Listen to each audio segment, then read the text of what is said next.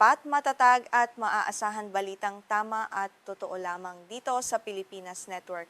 Magandang araw sa ating mga kababayan sa Pilipinas at sa buong mundo. Huwag kalimutang pusuan ang video, sumubaybay at pindutin ang batingaw upang lagi kayong updated sa balita. Simulan na natin. Tahimik ngunit marahas na nire-reorganisa ng bagong kataas-taasang pinuno ng Iran na si Mojtaba Khamenei ang buong aparato ng seguridad ng bansa. Ang hakbang na ito ay malinaw na hudyat ng pagpapatibay ng kanilang panig para sa isang matagalang pakikipagdigma at matinding komprontasyon laban sa Estados Unidos at mga alyado nito sa rehiyon. Mula nang umupo sa kapangyarihan noong unang bahagi ng Marso, si Mojtaba Khamenei ay hindi pa opisyal na nagpapakita sa publiko sa loob ng ilang buwan. Gayunpaman, sa likod ng mga eksena, mabilis niyang inilalatag ang kanyang sariling tatak ng kapangyarihan sa militar at pambansang seguridad ng Iran. Nangyayari ito sa gitna ng tila walang katapusang tensyon at matagalang pakikipaglaban ng bansa laban sa puwersa ng Amerika ngayon. Noong ika-9 hanggang ika-10 araw ng Agosto, isang malawakang balasahan sa pinakamataas na antas ng pamahalaan ang ipinatupad ng kataas-taasang pinuno ng Iran. Itinalaga niya ang mga opisyal na may kilalang matigas na paninindigan at may malawak na karanasan upang direktang pamunuan ang buong makinarya ng seguridad ng bansa na nagpapakita ng mas agresibong direksyon sa kanilang patakarang panlabas at depensa. Ang pinakatampok sa mga bagong itinalagang leader ng Iran ay si Mohsen Rezai. Siya ay dating commander ng Islamic Revolutionary Guard Corps o IRGC na hinira ngayon ni Khamenei bilang kalihim ng Supreme National Security Council ng bansa. Ang posisyong ito ay napakahalaga sa pagbalangkas ng mga estratehikong desisyon sa depensa, diplomasya at pakikipag-ugnayang panlabas ng Iran sa mga darating na taon ng krisis na ito. Si Rezai ay hindi estranghero sa kapangyarihan. Ilang beses na siyang tumakbo sa pagkapangulo at siya ang pinakamatagal na namuno sa IRGC sa kasaysayan ng bansa. Pinamunuan niya ang makapangyarihang puwersang militar na ito noong panahon ng madugong digmaan sa pagitan ng Iran at Iraq noong dekada 80. Ang kanyang karanasan sa digmaan at politika ay nagbibigay sa kanya ng malaking impluwensya sa buong bansa. Inilagay si Rezai upang palitan si Mohammad Bagher Zolghadr, isang 72 taong gulang na veteranong opisyal ng paniktik na kilala sa pagiging tahimik at pagkilos lamang sa likod ng mga eksena. Ang pagpapalit na ito ay nakikitang malaking paglipat mula sa isang tahimik na pamamahala patungo sa isang mas lantad at agresibong pamumuno sa ilalim ng bagong estratehikong direksyon ng bansa laban sa mga kaaway. Ayon kay Sina Toosi, isang eksperto sa Iran sa Center for International Policy sa Amerika, ang pagkakatalaga kay Rezai ay nagpapakita na kailangan ng kataas-taasang pinuno ng isang mas malakas at mas maimpluwensyang tao sa Security Council. Kailangan niya ng isang leader na may kakayahang makipagnegosasyon at magbuklod sa pagitan ng pamahalaan at ng buong aparato ng militar at seguridad sa panahon ng krisis. Sa pamamagitan ng kanyang karanasan bilang dating commander ng IRGC at isang veteranong politiko, naniniwala ang mga analyst na kayang-kaya ni Rezai na gampanan ang mabigat na tungkuling ito. Ang Supreme National Security Council ay ang pangunahing ahensya na responsable sa pag-uugnay ng lahat ng patakarang militar, diplomatiko, pang-ekonomiya at panseguridad upang protektahan ang pambansang interes ng Iran.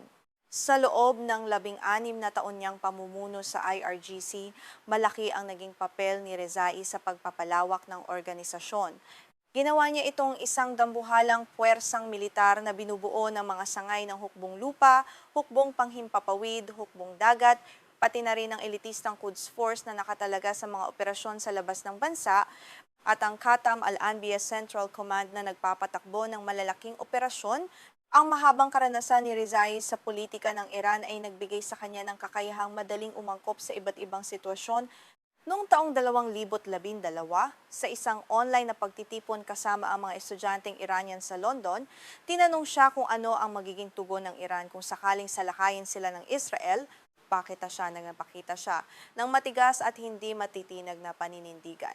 Sa naturang pagtitipon, buong tapang at mariing sinagot ni Rezai na magkakaroon ng hindi bababa sa 10,000 kaswalidad sa panig ng Israel kung magpapasya itong umatake. Ang pahayag na ito ay nagpakita ng kanyang matigas na linya at kahandaang gumamit ng matinding puwersang militar laban sa sinumang banta sa soberanya at pambansang interes ng kanilang bansa sa gitna ng lumalalang tensyon sa rehiyon. Gayunpaman, sa isang panayam sa Wall Street Journal pagkatapos nyon, nagpakita siya ng pragmatismo.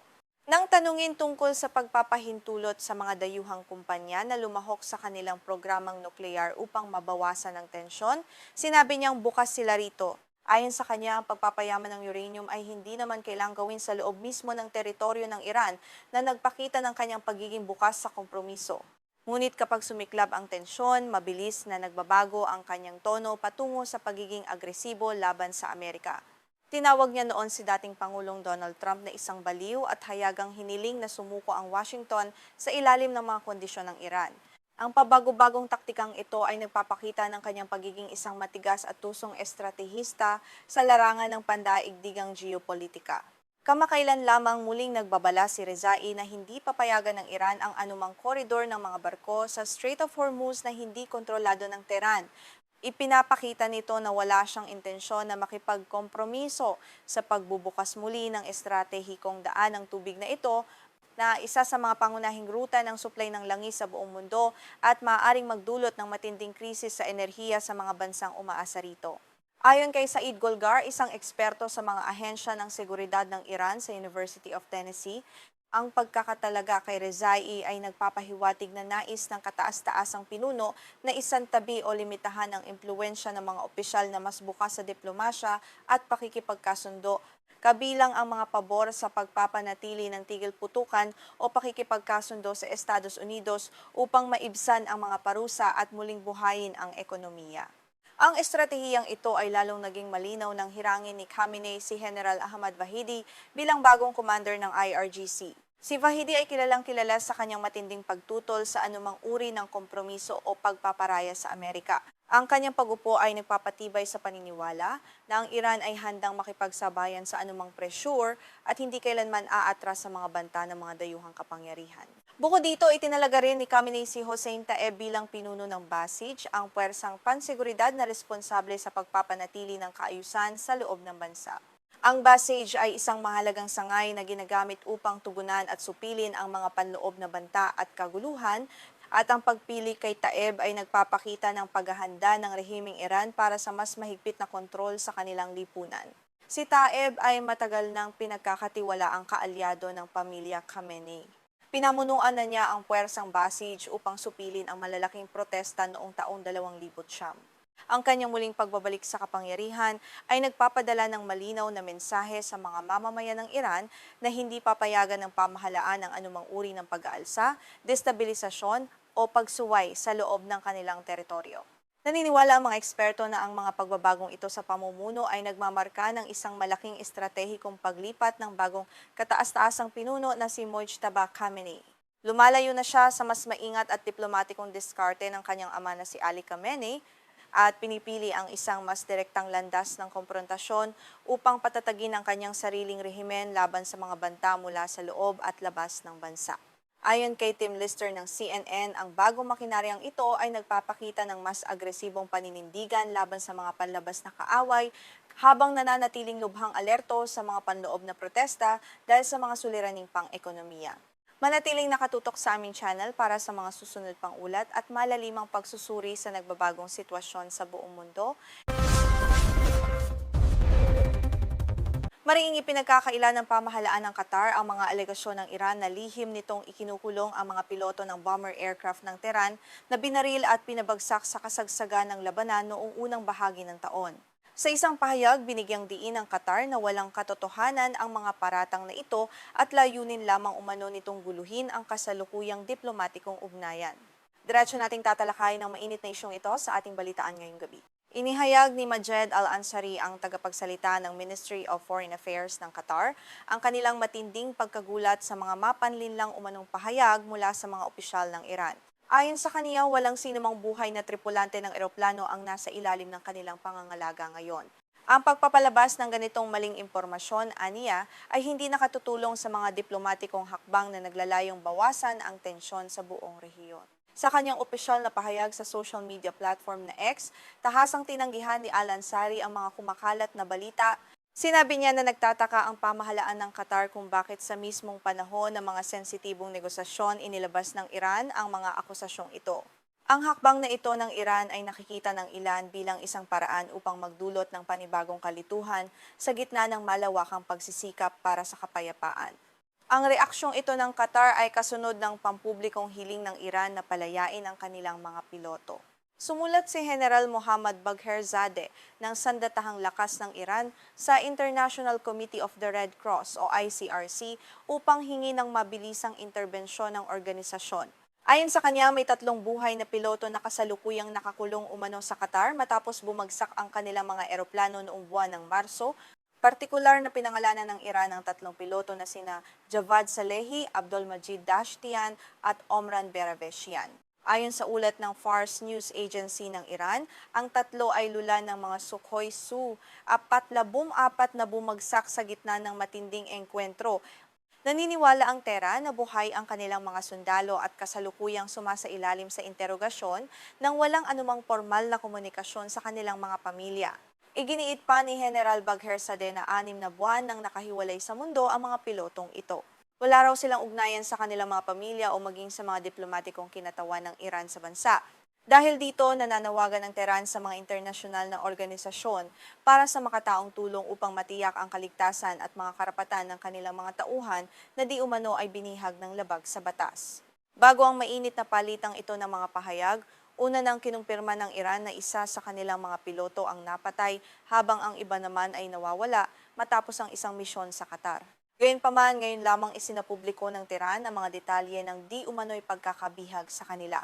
Ang biglaang pagbabago sa naratibo ng Iran ay nagdulot ng higit pang mga tanong tungkol sa tunay na kalagayan ng mga nawawalang piloto. Sa panig naman ng Doha, kinumpirma nila na nagkaroon nga ng pakikipag-ugnayan ang Qatari Air Defense sa mga eroplano ng Iran noong Marso.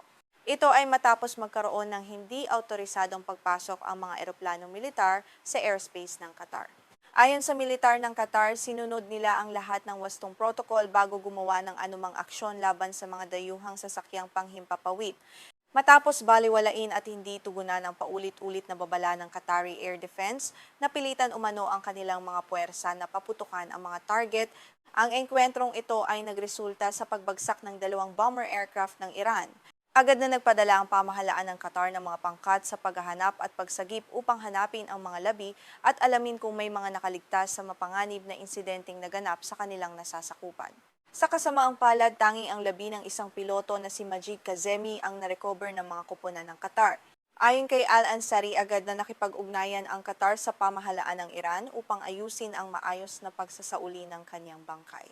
Ang hakbang na ito ay alinsunod sa mga probisyon ng internasyonal na batas makatao na nag-aatas ng makataong pagtrato sa mga nasawi sa gitna ng armadong tunggalian. Nagpadala rin ang Qatar ng formal na imbitasyon sa isang delegasyon ng Iran noong buwan ng Abril upang bisitahin ang bansa at personal na makita ang mga detalye ng operasyon ng paghahanap. Subalit ayon sa ulat, hanggang sa kasalukuyan ay hindi pa rin sumasagot o tumutugon ang panig ng Iran sa imbitasyong ito. Ang kawalan ng tugon ay lalo lamang nagdagdag ng mga tanong tungkol sa koordinasyon sa pagitan ng dalawang panig. Ang engkwentro militar noong Marso ay naganap sa gitna ng isang mapanganib na pag-atake sa Al Udeid Air Base sa Qatar. Ang base militar na ito ang pinakamalaking pasilidad ng Estados Unidos sa buong gitnang silangan. Dito nakatalaga ang mga tauhan ng US Central Command o CENTCOM, kaya naman ang anumang banta o pag-atake sa lugar na ito ay itinuturing na malaking hamon sa seguridad ng Amerika at ng buong rehiyon. Noong unang bahagi ng Marso, opisyal na iniulat ng Defense Ministry ng Qatar ang pagpapabagsak sa 2 Sukhoi Su-24 ng Iran. Ito ang kauna-unahang pagkakataon na may isang bansa sa rehiyon ng Gulf na nag-uulat ng direktang pagpapabagsak sa mga eroplanong militar ng Iran sa gitna ng lumalalang labanan. Ang insidenteng ito ay nagmarka ng isang seryosong yugto sa sigalot sa pagitan ng mga bansang sangkot. Ang pagharang na ito ay bahagi ng mas malawak na serye ng mga ganting salakay sa buong rehiyon ng Gulf matapos sumiklab ang labanan noong ika-28 ng Pebrero. Bagaman nagkaroon ng pansamantalang tigil putukan noong Abril sa tulong ng Pakistan bilang tagapamagitan, tuluyan ding bumagsak ang mga negosasyon para sa kapayapaan noong Hunyo na nagbunga ng muling pagsiklab ng mga sagupaan sa rehiyon. Dahil sa pagbagsak ng mga pag-uusap, muling sumiklab ang mga labanan malapit sa madiskarteng Strait of Hormuz. Nakita rito ang mga panibagong pag-atake sa mga barkong pangkalakalan at mga infrastruktura sa rehiyon. Ang sitwasyong ito ay nagdulot ng malaking pangamba sa pandaigdigang ekonomiya dahil ang Strait of Hormuz ay isa sa pinakamahalagang daanan ng supply ng langis sa buong mundo. Sa kabila ng matinding alitan at diplomatikong issue sa pagitan ng dalawang bansa, patuloy pa rin ang Qatar sa pagganap ng papel nito bilang pangunahing tagapamagitan. Sinusubukan pa rin ng Doha na isulong ang isang mapayapang kasunduan sa pagitan ng Iran at ng Estados Unidos. Ang balanseng papel na ito ng Qatar ay nagpapakita ng determinasyon nitong maiwasan ang isang mas malawak na digmaan sa rehiyon. Ang bagong diplomatikong sigalot na ito ay nagaganap sa panahon na ang mga pagsisikap para sa kapayapaan ay nahaharap sa matinding pagsubok bago ang isang mahalagang deadline. Ang 60 araw na takdang panahon para sa negosasyon sa ilalim ng Memorandum of Understanding noong Hunyo ay nakatakdang magtapos sa Lunes, ngunit napakakaunting direktang pag-uusap ang naganap sa pagitan ng mga nag-aalitang panig. Dahil sa kawalan ng pag-unlad sa mga diplomatikong pag-uusap, ang trapiko ng mga barko sa Strait of Hormuz ay halos huminto na sa mga nakalipas na araw. Ang sitwasyong ito ay nagpapataas ng presyon sa mga lider ng daigdig na makahanap ng agarang solusyon. Habang papalapit ang deadline, lalong nagiging mapanganib ang sitwasyon para sa seguridad ng pandaigdigang kalakalan at supply ng enerhiya sa buong mundo. Sa kanyang talumpati sa New York, hayagang sinabi ni US President Donald Trump na ang Iran ay dumaranas ng matinding pagkatalo sa kasalukuyang labanan. Ipinahiwatig din niya na malapit na niyang ideklara ang Strait of Hormuz bilang isang teritoryo ng Estados Unidos. Ang pahayag na ito ay nagdulot ng matinding galit sa pamahalaan ng Tehran at lalo pang nagpalala sa tensyon sa gitnang silangan. Agad namang tinanggihan at binatikos ng Iran ang mga pahayag ni Trump. Sinabi ni Deputy Foreign Minister Kazem Garibabadi na ang Strait of Hormuz ay hindi kailanman masasakop sa pamamagitan lamang ng isang tweet o ng isang aircraft carrier. Binalaan niya ang Amerika na ipagpapatuloy umano ng Iran ang pagharang nito hanggang sa tanggapin ng Washington ang sinasabi nitong pagkatalo ng Estados Unidos sa rehiyon.